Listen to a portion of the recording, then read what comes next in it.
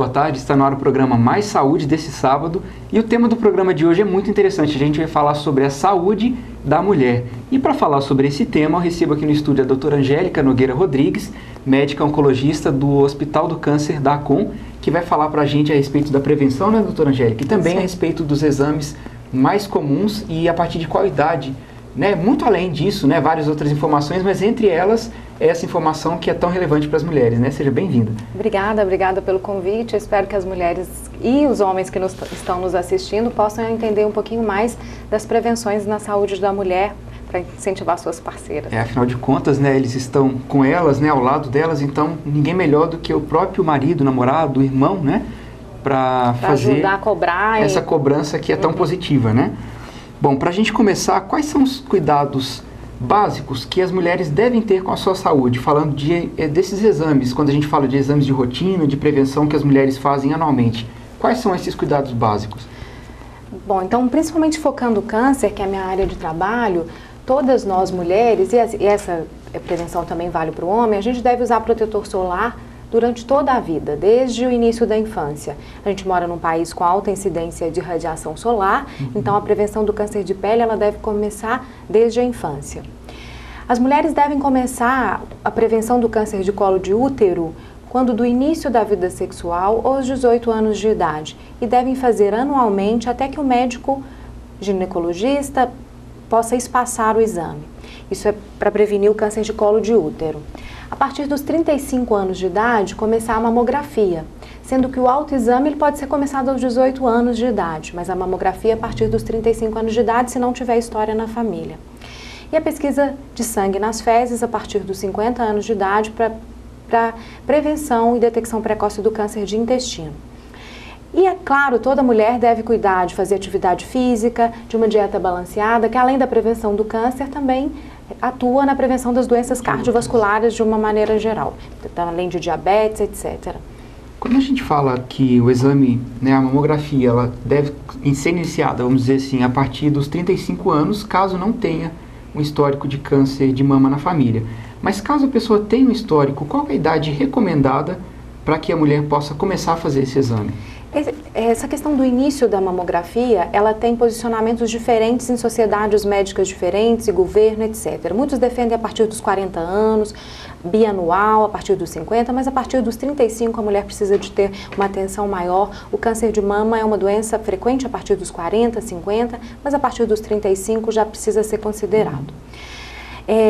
Antes dos 35 anos de idade, o rastreamento do câncer de mama, se ele for realizado, porque há casos na família em muitas pessoas ou indivíduos jovens, deve haver uma atenção especial que a mamografia não é um método ideal para essa população. A mama da mulher jovem ela é mais densa e a mamografia é um exame melhor para mamas lipossubstituídas, a mama a partir dos 35, 40 anos de idade. Então, abaixo dos 35 anos de idade, o ultrassom é um método melhor. E, às vezes, quando há muitos casos na família, o médico vai indicar, inclusive, a ressonância de mama. Então, é essencial que para uma mulher que precise de um rastreamento familiar, que ela tenha uma história mais importante, que ela tenha um médico, um mastologista ou um oncologista que oriente a sua prevenção, que ela não faça da cabeça dela em postos de saúde, que ela tenha uma prevenção direcionada. Certo. Existem casos de a pessoa ter algum nódulo, né, a mulher ter algum nódulo na mama, mas que não é câncer. Explicando em uma palavra bem tranquila, bem simples, porque muita gente fica desesperado, encontrou alguma coisa, né, já estou com câncer de mama. O que são? Quais são essas alterações e o que elas são? Por que elas acontecem nesses casos em que não é câncer, mas é preciso retirar, fazer cirurgia para fazer a retirada? Bom, sempre é essencial quando há detecção de um nódulo na mama que haja opinião de um médico, idealmente de um mastologista. Principalmente em mulheres muito jovens, a maioria dos nódulos não são malignos. Os nódulos de mama eles podem ser, por exemplo, um fibroadenoma, que é uma alteração da consistência da mama e que ele muitas vezes não precisa nem de ser retirado cirurgicamente, ele pode ser só acompanhado. Mas essa definição de se é um nódulo benigno, ou se é uma inflamação da mama, uma mastite, ou se é um fibroadenoma, ou se é um câncer de mama, ela não é possível de maneira simplista pela paciente. É essencial a avaliação de um médico oncologista ou mastologista ou ginecologista. Aí feito o exame, depois posteriormente é feita uma biópsia para identificar? Exatamente. Começa com o exame clínico, o médico vai palpar, muitas vezes ele vai pedir exames de imagem, seja uma ressonância, um ultrassom, uma mamografia, e a definição de necessidade ou não de biópsia vai ser definida pelo médico. Mas é essencial, detectou um nódulo, escutar a opinião de alguém que entenda disso. Imediato. E quando a gente fala dos exames básicos, né, os exames que são aconselhados para a mulher fazer a partir dos 35 anos e até os que são recomendados um pouco antes, todos eles estão disponíveis na rede pública? A maioria, sim. Então, acho que é possível fazer uma prevenção bem ampla na rede pública de saúde. Então, a mulher pode fazer o preventivo de colo de útero anualmente no posto de saúde. A mamografia também é disponível na rede básica. Quando necessário, há ultrassom de mama na rede básica. Os ultrassons também de pelve, quando eles têm alguma indicação, radiografias, tomografias na paciente tabagista, tem na rede pública. A dificuldade maior na rede pública do Brasil é o exame de colonoscopia, mas ele também é disponível, só as cotas são pequenas. Mas, de uma maneira geral, se a mulher quiser, ela vai conseguir fazer sua prevenção adequadamente na rede pública. E muito além das mulheres quererem, a gente sempre fala, né, o programa Mais Saúde, graças a Deus ele está com quase 1 ano e meio, né, que a gente está aqui semanalmente falando sobre a prevenção e tudo, e acho que a gente já, orgulhosamente, a gente pode dizer que nós conscientizamos muitas pessoas, não só mulheres, também homens, jovens, né, pessoas mais experientes, a respeito da prevenção, porque ainda nos dias de hoje, né, nós estamos no ano de 2013, a prevenção ela é melhor do que qualquer outra atitude, né? A pessoa tem que prevenir, que a gente até brincava, né, com os nossos avós, tem aquele dito popular antigo, que prevenir é melhor do que remediar. Então, ainda é isso mais aconselhado, né? Muito moderno, mesmo com tecnologias avançadas de cirurgia, radioterapia e quimioterapia, muito melhor não ter a doença do que tratá-la. E é possível prevenir uma boa parte dos cânceres femininos. Na nossa região, eu até vejo aqui Centro-Oeste, Alto São Francisco, né? E até mesmo Sudoeste do estado de Minas. Quais são os tipos de cânceres mais comuns nas mulheres? Acho que o primeiro, talvez, de forma geral, na população, seja o de pele, né? Isso. Os números do Centro-Oeste de Minas, eles são muito semelhantes ao do Sudeste do Brasil como um todo. Câncer de pele não melanoma é o câncer mais comum no Brasil. O câncer na mulher, o câncer mais comum, tirando isso, é o câncer de mama na região Sudeste, na região Centro-Oeste de Minas e no Sudeste como um todo. E depois o câncer de colo de útero.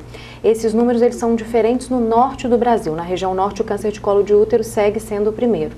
Mas os nossos números são muito semelhantes às regiões mais desenvolvidas do Brasil, né? A região Sudeste e Sul. Certo. Enquanto a gente conversa, eu vou pedir para passar um pouco umas imagens que a gente fez aqui no CISV, aqui em Divinópolis, e eles, há pouco tempo, recentemente, eles conseguiram um novo mamógrafo, que é um equipamento bem mais moderno, né, um equipamento digital. Queria que você falasse para a gente, doutora Angélica, a respeito do exame da mamografia, como que ele é feito? Porque tem mulheres, eu acredito que talvez mais para o norte do país, né, ou às vezes até norte de Minas, talvez não precise ir muito longe, são regiões que, às vezes, as cidades são um pouco menos desenvolvidas, né, que não na grande maioria, mas as pessoas às vezes têm um pouco mais de dificuldade, né, de acesso à informação para se fazer e até mesmo para conhecer um pouco mais desses exames.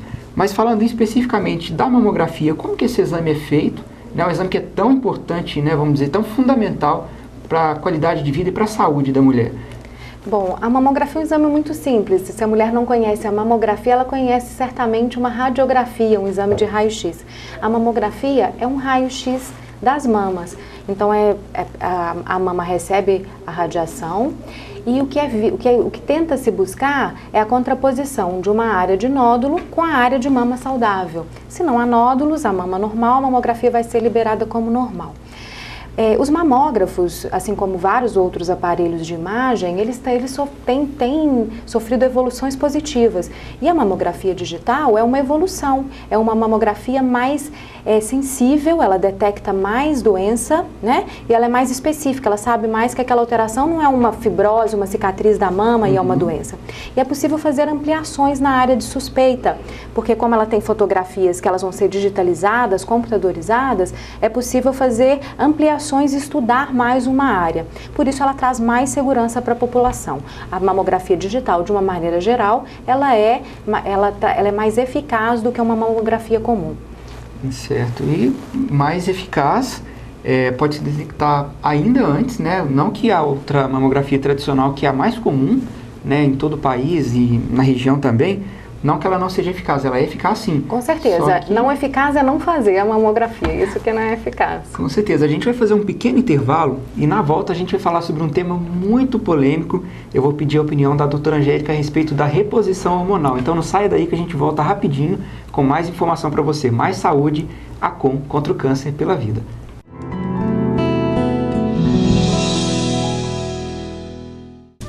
A Acon construiu, equipou e expandiu o Hospital do Câncer e presta assistência a seus pacientes.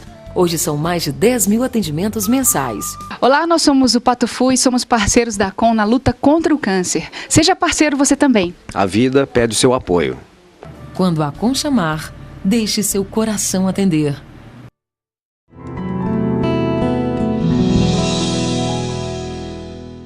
Bom, estamos de volta do nosso intervalo. E como eu havia prometido, nós vamos conversar agora a respeito da reposição hormonal. Tema tão polêmico, né, doutora Angélica? Tanta gente, tantos médicos aconselham, tantos médicos dizem que não é legal. Queria saber da sua opinião com relação à reposição hormonal. É positiva, é negativa, aconselha ou de maneira alguma? Como tudo na vida, a reposição hormonal tem os seus pontos positivos e tem os seus problemas. O que aconteceu foi que há um pouco mais de 5 anos, a reposição hormonal era vista apenas com seus aspectos positivos. Há mais de 5 anos, há uns 10 anos. E nos últimos 5 anos foram sendo liberados resultados dos riscos que a reposição de hormônio pode trazer para a mulher que faz. Então, o corpo da gente, ele é preparado para ter hormônio durante o período desde a primeira menstruação até a última. Além disso, pode haver benefícios, mas também há sobrecarga do hormônio. Então, eu acho que a reposição de hormônio ela deve ser usada na mulher que tem muito sintoma, que os calorões, que a alteração de humor sejam realmente significativos para ela. Principalmente em relação ao câncer de mama, a reposição de hormônio ela aumenta o risco de câncer de mama. É um aumento pequeno, mas há esse aumento. Então, a mulher que for iniciar a reposição de hormônio, que ela tiver indicação que os sintomas do climatério estejam muito intensos, ela deve discutir com o seu médico sobre os riscos também que ela vai ter.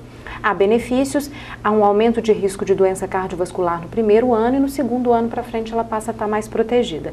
Então, ela tem que estar ciente de que haverá benefícios, mas há riscos. Existem, então, pelo menos parece que existem mais riscos do que benefícios. Quando a gente fala, por exemplo, que pode ter alguma doença cardiovascular e pode aumentar, mesmo que no primeiro ano ela aumenta um pouco o risco de doença cardiovascular, depois ela protege. É muito difícil falar se ela é mais benéfica ou não. Então a mulher vai ter que olhar, o médico vai ter que olhar daquela mulher o risco familiar, se tem história de outros cânceres. Mas há benefícios, mas a mulher tem que saber que aumenta o risco, inclusive, de câncer de mama. Agora, essa balança ela tem que ser pesada individualmente, não dá para generalizar para a população. Ela tem mais riscos do que benefício. E tem mulheres que precisam de reposição de hormônio, porque os sintomas do climatério eles são muito intensos e alteram significativamente a qualidade de vida. Mas a maioria das mulheres não precisa de reposição de hormônio. Elas conseguem passar o climatério com as dificuldades, mas elas conseguem enfrentar. Sempre que puder, então, passar por esse momento sem a reposição, é mais indicado? É mais indicado. Se ela conseguir passar sem a reposição, é mais indicado. Certo. E quando a gente fala da reposição, quando a gente fala de prevenção, recentemente, a famosíssima, né, a nossa atriz Angelina Jolie, ela fez uma cirurgia para retirada das mamas. No caso dela, um caso muito específico, que a gente não vai trazer em tantos detalhes, mas ela fez com o objetivo de prevenir um câncer que estava com uma porcentagem altíssima de acontecer com ela, como já aconteceu com a mãe. Me parece que 14 dias, 15 dias após ela anunciar para a mídia que ela fez a cirurgia, parece que uma tia dela faleceu de câncer de mama. Então, é uma doença que estava bastante presente na família dela. Você poderia explicar para a gente um pouquinho esse caso e dar sua opinião a respeito disso? Se isso se aplica, inclusive, à nossa região? Isso se aplica no mundo inteiro, mas se aplica a casos de cânceres hereditários. Então, é importante que a população saiba que apenas 5 a 10% dos casos de câncer, eles vêm da família. A maioria, 90 a 95% dos casos de câncer, eles são esporádicos. A pessoa adoeceu por si e ela não herdou aquilo dos seus familiares. No caso da atriz, há evidência de que a avó, a mãe, a tia tinham câncer de mama e foi feito um teste genético que ela herdava o gene e ela adoeceria com quase 90% de certeza. Nesses casos, e isso se aplica à família dela, e quando a gente vê no nosso consultório vários casos na mesma família, casos de câncer de mama bilateral, casos de câncer de mama em pacientes muito jovens, a gente também indica, e a ACON tem um centro de controle de câncer hereditário, a gente indica as pacientes para fazerem avaliação clínica e se for detectado o aumento de risco de câncer hereditário, a gente indica o teste genético. Então, a retirada de mamas e ovários, ela não está indicada em mulheres quaisquer com câncer de mama, apenas quando há alto risco familiar. E ela pode ser indicada, inclusive, para as pessoas saudáveis, como método de prevenção. A minha opinião, no caso da Angelina Jolie, pelo que foi passado pela mídia, né, os exames, é extremamente indicado a retirada das mamas, porque ela tinha essa mutação genética que a colocava em um risco altíssimo do desenvolvimento da doença. Tá, e no caso das mulheres, esse procedimento não é indicado para, né, como a população se alarmou, né, então a gente pode ir lá e fazer, eu prefiro, né, fazer e trocar, colocar silicone, né, a prótese, do que correr o risco, né, já que essa cirurgia, isso diminui tanto o risco, a população praticamente se alarmou, isso de maneira nenhuma está indicado para a população geral, de maneira nenhuma está indicado para cânceres de mama que não sejam hereditários ou familiares. Se a gente for tirar a mama, vai ter que tirar a pele porque tem risco de doenças, o coração tem risco de doenças. O que a gente tem que fazer é adotar medidas de prevenção, uma vida bastante saudável para evitar as doenças, mas não medidas radicais de substituição de órgãos e mamas, etc. Bom, e falando mais uma vez na questão da prevenção, eu estive nas ruas aqui em Divinópolis com o objetivo de saber um pouco mais de algumas mulheres. A gente pegou uma pequena amostragem, né, do que é a rotina, né, do que é o padrão na sociedade. E eu queria te convidar, doutora Angélica, para a gente assistir essa matéria juntos, que na volta a gente comenta um pouquinho a respeito desse momento, né, dessas pessoas que nós conversamos e a respeito do que é o padrão aqui na nossa região centro-oeste de Minas. Então vamos assistir rapidinho. Bom, e do estúdio eu vim direto para as ruas para saber um pouco mais a respeito da prevenção do câncer, da prevenção e da qualidade de vida nas mulheres de forma em geral. E para isso eu estou aqui com Rosilaine Alves da Cruz, que vai falar um pouquinho para a gente. Rose, quais os cuidados que você tem com a sua saúde? Fazendo preventivo todo ano, né? E comendo bem, tomando muita água. E com relação ao preventivo, você faz mamografia, Papa Nicolau, todos os exames que são indicados para as mulheres? Como que funciona? Mamografia eu não faço ainda, porque eu só estou com 33 anos, mas assim que eu puder fazer, eu quero fazer. E na sua família tem algum caso de câncer de mama que você tenha conhecimento, não? Não. Bom, estou aqui com a Cleusa. Cleusa, fala para mim, quais os cuidados que você tem com a sua saúde? Paulo, geralmente desde os 35, 40 anos que eu faço prevenção anualmente, né? Principalmente ultrassom da mama, agora com esses novos exames que a gente tem, graças a Deus abençoou, tem nos dado, né, oportunidade de fazer. Tomo muita água, faço muito exercício, tenho 4 filhos e já estou com 6,1 e agradeço por considero minha pessoa super tranquila, com saúde e bem. Porque eu cuido muito bem da minha saúde. Que legal. E com relação à alimentação, você considera que você tem uma alimentação balanceada, saudável? Como que são esses cuidados? Eu já tive melhor, eu dependo. Quando eu estou muito gordinha, a minha alimentação é bem balanceada, procuro estar procurando o que a nutricionista me passa. Aí quando eu me vejo que eu estou assim, belezinha, eu costumo falhar um pouco, porque eu moro na fazenda, tem muita coisa, né, diferenciada, mas eu procuro alimentar da melhor maneira possível. Certo. E quais dicas você dá, porque tem várias mulheres que não fazem, né, qualquer exame, quais dicas você dá para essas pessoas? O que eu peço para elas e falo para todas as mulheres que procurem notar alguma diferença no corpo, desânimo, algum nódulo em qualquer parte do corpo, procurar conhecer o seu corpo, aprender, gostar de si, se amar e procurar o seu médico no mínimo uma vez por ano, se puder mais de uma vez. Bom, dessas duas mulheres que nós conversamos, tanto a Cleusa quanto a Rose, a gente vê que elas estão um pouco mais atentas, né, em questão da prevenção. Principalmente a Cleusa, que já faz os exames há mais tempo e tudo, tem esse cuidado, né, com saúde, como ela mesma disse na enquete, com o nutricionista e tudo. Agora, a Rose, por ela ser jovem, ela diz que não, né, como a gente viu na matéria, ela diz que não faz ainda a mamografia, que é indicada a partir dos 35 anos. É um retrato, a gente pode dizer que as mulheres estão se cuidando, elas têm essa preocupação, mesmo no caso da Rose, que ainda não fez, mas a gente viu que ela pretende fazer assim que ela entrar na faixa etária indicada, né? Eu acho que sim, está havendo uma mudança significativa no comportamento da população, principalmente das mulheres. A adesão a métodos de rastreamento ela é mais significativa pelas mulheres. Então, já há impacto de redução de câncer de colo de útero na região sudeste, e isso é um espelho das mulheres estarem fazendo seus preventivos. E a mesma coisa em países desenvolvidos, casos mais iniciais de câncer de mama. Nas nossas regiões mais desenvolvidas também. Então, a gente só tem a ganhar. Eu acho que o que a gente viu com a Cleusa e com a Rose é o que a gente vê também nos consultórios. Há uma tendência das pessoas se cuidarem mais. E quando a gente fala da prevenção, do cuidado, né, a Rose ela não começou ainda a fazer a mamografia por causa de ser jovem ainda, né? Na rede particular, na rede privada, a gente sabe que já está disponível e que é amplamente divulgada a vacina contra o HPV.